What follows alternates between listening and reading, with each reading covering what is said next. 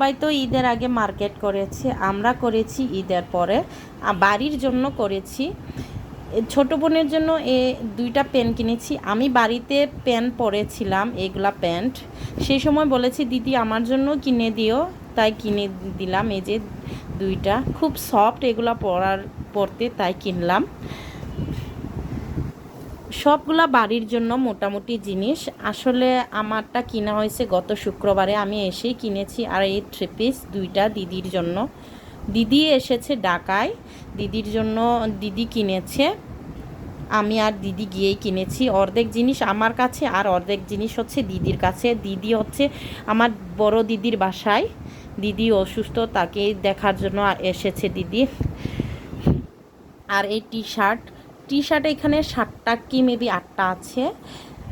এইখানে short T shirt. আর দিদির কাছে যেগুলো আছে এগুলো হচ্ছে লং টি শার্ট। ওইখানেও 8টা 10টা টি শার্ট। আর বাবুদের জামা কাপড়ও আছে দিদির কাছে। আর এইটা হচ্ছে দিদির টপস, দকমানদার সাথে পরার জন্য টপস।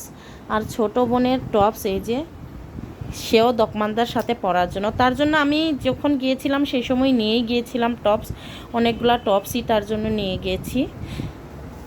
আর এই যে হচ্ছে নুডলস শাকনি, আমাদের এটা খুবই প্রয়োজন ছিল নুডলস শাকনিটা, তার জন্যই কিনা। প্লাস্টিকের ছিল, তার জন্য আমরা এইটা কিনলাম। এটা ভালোই লেগেছে। আরও অনেক কিছুই কিনেছি, সব কিছু হচ্ছে দিদির কাছে।